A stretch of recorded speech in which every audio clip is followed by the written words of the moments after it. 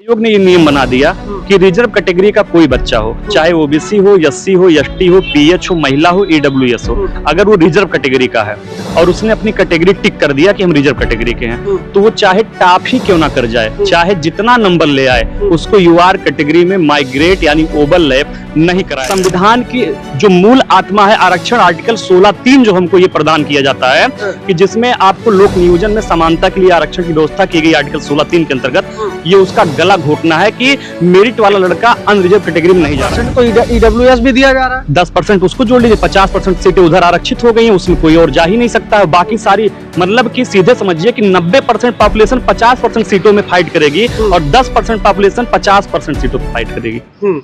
साथियों नमस्कार, इस समय मैं इलाहाबाद में हूँ। हमारे साथ पीसीएस मेंस के अभ्यर्थी हैं जिनके साथ लगातार कह लीजिए अन्याय हो रहा है। आरक्षण में जिस तरीके से घोटाला किया जा रहा है, ओबीसी एससी का हक और अधिकार खाया जा रहा है, इसी मुद्दे पर बातचीत करेंगे। हमारे साथ कुछ अभ्यर्थी मौजूद हैं। सर क्या नाम हुआ? मुकेश वर्मा नाम है हमारा। क्या समस्या आ रही है आप लोगों को? समस्या ये आ रही कि लोक सेवा आयोग जो है वो 2020 से इलीगल तरीके से लगातार आरक्षण घोटाला कर रहा है, जिसको हम लोग कह सकते हैं माइग्रेशन घोटाला या ओवरलैपिंग घोटाला। इसमें हो क्या रहा, मैं 2 लाइन में क्लियर कर दे रहा हूँ। इसमें हो ये रहा है कि ओबीसी एससी एसटी यानी आरक्षित वर्ग का कोई भी लड़का हो, चाहे महिला हो, चाहे पीएच कैंडिडेट या ईडब्ल्यूएस का भी बच्चा हो, ऐसे बच्चे यूआर कैटेगरी जो ओपन कैटेगरी यानी अनरिजर्व कैटेगरी होती है उससे ज्यादा नंबर ला रहे हैं, लेकिन इसके बाद भी लोक सेवा आयोग के द्वारा फेल कर दिए जा रहे हैं, सिर्फ इसलिए कि उनको उनके रिस्पेक्टिव कैटेगरी में सीमित कर दिया गया। जैसे ओबीसी को 27% आरक्षण दिया गया है और मान लीजिए हमने अपना फॉर्म ओबीसी में फिल कर दिया, तो हम चाहे 200 नंबर में 180 नंबर ले आए, हम रहेंगे ओबीसी कैटेगरी में ही, हमको यूआर में नहीं भेजा जाएगा। लेकिन आरक्षण का नियम ये कहता है कि अगर कोई ओबीसी एससी एसटी ईडब्ल्यूएस महिला या पीएच कोई भी अभ्यर्थी यूआर कैटेगरी के बराबर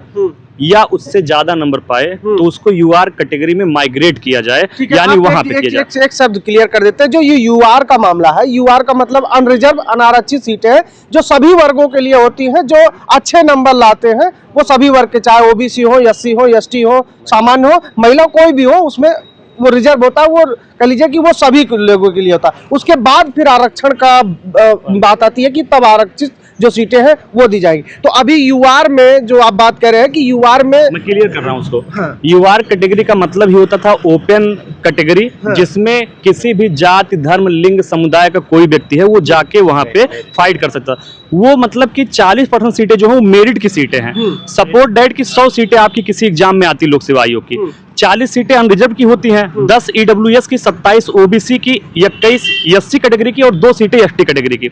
अब ये जो 40 सीटें हैं जो अनरिजर्व्ड हैं, ये सबके लिए ओपन है, मेरिट वालों के लिए। तो मान लीजिए 1 लाख लड़कों ने पेपर दिया, तो इन 40 सीटों पे किसको सेलेक्ट किया जाएगा? जो ऊपर से टॉप 40 लड़के होंगे। हो सकता है उस टॉप 40 में 20 लड़के ओबीसी के हो सकता है 5 हो सकता है 15 हो, लेकिन कोई भी उसमें जा सकता है। अब आयोग क्या कर रहा है, यूआर कैटेगरी को सवर्ण कैटेगरी बना दिया है, जिसमें किसी भी कैटेगरी का लड़का चाहे जितना नंबर पा जाए वो नहीं जाएगा, जो कि संविधान की जो मूल आत्मा है आरक्षण, आर्टिकल 16(3) जो हमको ये प्रदान किया जाता है कि जिसमें आपको लोक नियोजन में समानता के लिए आरक्षण की व्यवस्था की गई आर्टिकल 16(3) के अंतर्गत, ये उसका गला घोटना है कि मेरिट वाला लड़का अनरिजर्व कैटेगरी में नहीं जा रहा। इसका मतलब ये हो गया कि 40% सीटें सीधे सीधे सवर्णों के लिए आरक्षित कर दी गई हैं, जिसमें मतलब ना तो ओबीसी जाएगा, ना तो कोई एससी जाएगा, ना ईडब्ल्यूएस जाएगा, ना एसटी जाएगा, वो सीटें ना कोई महिला उसमें जाएगी। 40% सीटें एक खास वर्ग के लिए आरक्षित कर दी गई।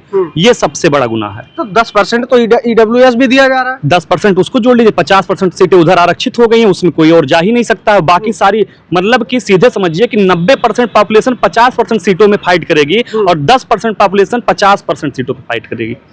मतलब 90% जनसंख्या के लिए 50 सीटें हैं और 10% की जनसंख्या के लिए अलग से 50 सीटें हैं। ठीक है, सीधा सा इसका मतलब यही है जो ये हो रहा। और हुआ कब? ये एक पत्र है, ये आप पत्र देख पा रहे होंगे, यहाँ पे ये पत्र है।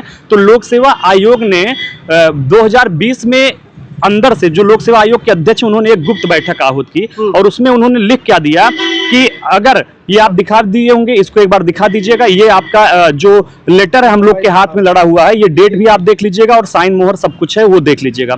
आयोग ने ये नियम बना दिया कि रिजर्व कैटेगरी का कोई बच्चा हो, चाहे ओबीसी हो, एससी हो, एसटी हो, पीएच हो, महिला हो, ईडब्ल्यूएस हो, अगर वो रिजर्व कैटेगरी का है और उसने अपनी कैटेगरी टिक कर दिया कि हम रिजर्व कैटेगरी के हैं, तो वो चाहे टॉप ही क्यों ना कर जाए, चाहे जितना नंबर ले आए, उसको यूआर कैटेगरी में माइग्रेट यानी ओवरलैप नहीं कराया जाएगा। अब मैं आपको कुछ और एग्जांपल देना चाहता हूँ, ये कट ऑफ जरूर दिखा दीजिएगा एक बार। ये कट ऑफ दिया गया, ठीक है, कट ऑफ यहाँ देख पा रहे होंगे आप, मैं पढ़ के सुना देता हूँ। यूपी पीसीएस 2023 का कट ऑफ आपको दिख रहा होगा। यूआर का कट ऑफ लिखा होगा 125 नंबर लिखा है। यूपी पीसीएस 2023 में यूआर का कट ऑफ 125 नंबर लिखा है। और यहीं पे आप ओबीसी का देख लीजिए, ये पीसीएस 2023 में ओबीसी का जो कट ऑफ है वो 128 नंबर, देखिए 128 है 128, ये देखिए जहां उंगली रखा है। यानी यूआर का 125 नंबर सिलेक्शन हो रहा है, दैट मींस कि 127 नंबर पाके ओबीसी का लड़का फेल हो जाएगा। तो ये कहाँ का न्याय है? और सुप्रीम कोर्ट का 16 जनवरी को जो डिसीजन आया है उसकी भी कॉपी हमारे पास में है, ये भी मैं आपको दिखा दूंगा कि सुप्रीम कोर्ट का जो डिसीजन आया हुआ जिसमें सुप्रीम कोर्ट ने कहा, ये आप देख सकते हैं, इसको भी दिखाइए।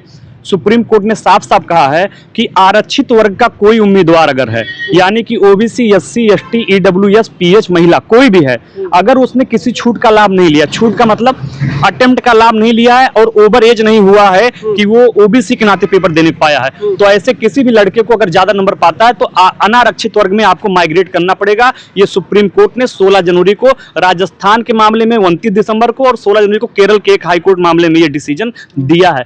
इसके बावजूद भी उत्तर प्रदेश लोक सेवा आयोग सो रहा है कुंभकर्ण की नींद और इस बात को मानने के लिए तैयार नहीं है। तो पिछले 6 सालों में लगभग 5000 यूपी पीसीएस की वैकेंसी भरी गई है, जिसमें हम सीधे सीधे कह सकते हैं कम से कम 2000 ओबीसी, एससी, एसटी, पीएच और महिला के पदों को चोरी कर लिया गया है। अगर ये नियम सही ढंग से जो आरक्षण का नियम है माइग्रेशन के साथ लागू होता तो कम से कम 2000 बहुजन का लड़का अधिकारी बन चुका होता जो इस परीक्षा से बाहर है। एक एग्जांपल देते, 2024 का रिजल्ट अभी 4-5 दिन पहले आया हुआ है। 3 तारीख को 2024 पीसीएस का रिजल्ट आया, उसमें माइग्रेशन नहीं कराया गया है। ओबीसी की संख्या मात्र में है, आप उंगलियों पे गिन लेंगे कितने बच्चे इंटरव्यू के लिए कॉल किए गए हैं, और वहीं पे सवर्ण बच्चों का पूरा बोलबाला है, इसलिए क्योंकि उनके लिए 40% सीटें रिजर्व हैं, संख्या 10% है, तो हर दूसरा लड़का इंटरव्यू दे रहा है। और ओबीसी में आप गिनते जाएंगे तो उंगलियों पे नहीं मिलेंगे, भैया आपका हुआ है, आपका हुआ। ओबीसी वाला बच्चा कहेगा हमारा नहीं हुआ, होगा कहां से?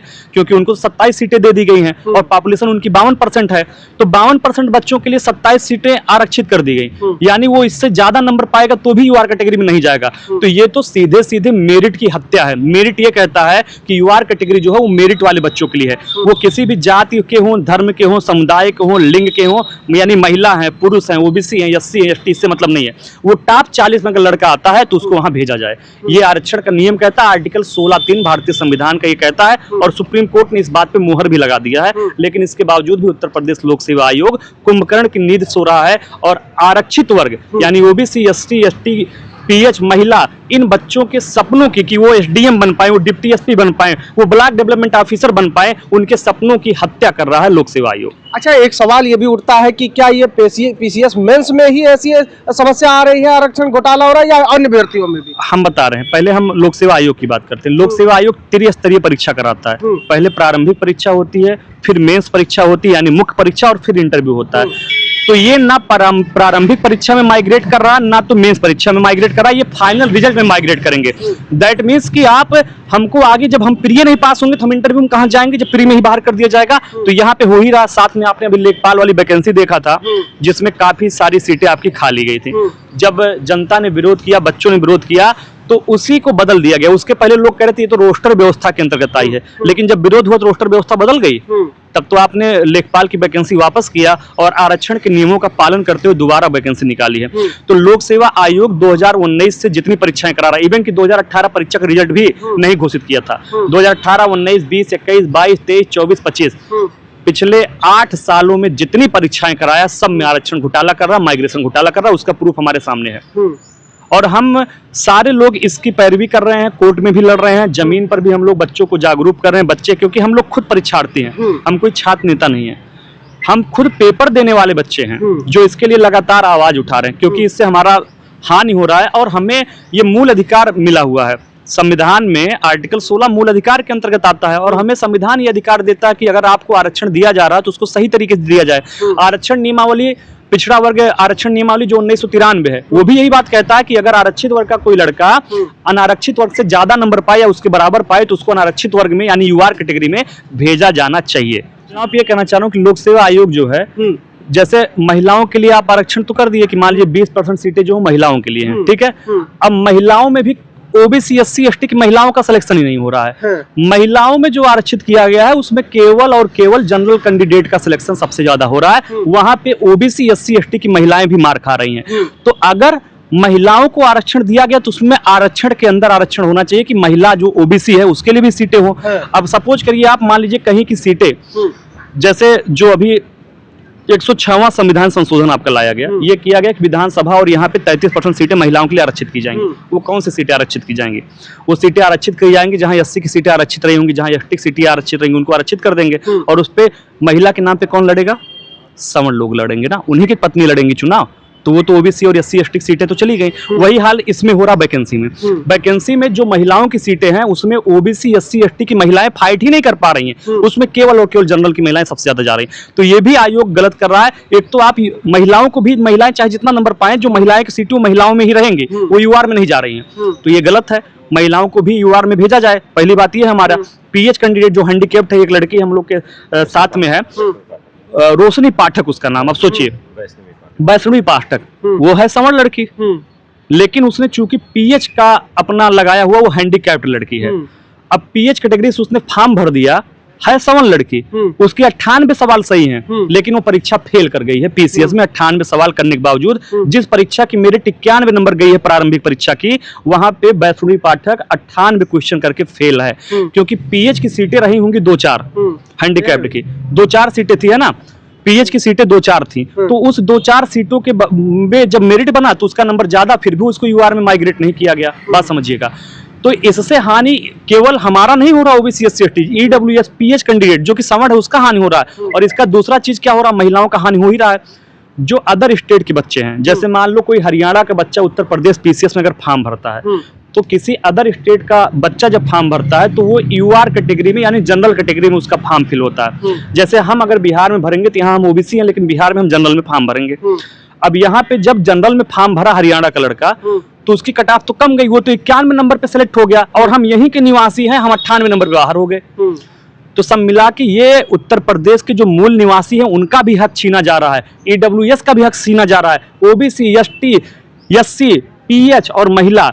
तो ये जो नियम 2019 बनाया गया, इससे इतने सारे लोग प्रभावित हैं। तो ये केवल सवर्णों को ही लाभ नहीं दे रहे हैं, ये तो भैया अदर स्टेट वाला जो बच्चा आ रहा है वो हमसे कम नंबर पे यहाँ के पास हो रहा है, और हम यहीं के निवासी, यहीं पैदा हुए, यहीं मरेंगे, और हम ज्यादा नंबर पे फेल हो जा रहे हैं। तो बात समझिए कि कितनी टेक्निकल बातें मैं आपको बता रहा हूँ। तो इस स्तर का घोटाला हो रहा, महिलाओं के साथ बहुत बड़ा मतलब कि घोटाला हो रहा। महिलाएं जो ओबीसी एससी एसटी की, उनके साथ खासकर, क्योंकि महिला श्रेणी में केवल ज्यादातर सामान्य श्रेणी की महिलाएं ही क्वालिफाई हो रही। तो महिलाओं के लिए भी मैं ज्यादातर इसमें बोलना चाहता था, इसकी आवाज भी आप लोग उठाइए। ठीक है, तो ये तमाम बातें हो रही थी आरक्षण घोटाले को लेकर। ये पूरा मामला है, लगातार पिछड़ों, दलितों, अल्पसंख्यकों, महिलाओं, कह लीजिए कि उत्तर प्रदेश के मूल निवासियों तक के हक और अधिकार को छीना जा रहा है। अब पूरी चर्चा को लेकर आप क्या राय रखते हैं वो आप हमको लिख के बताइएगा। मिलते हैं वीडियो में, नमस्कार।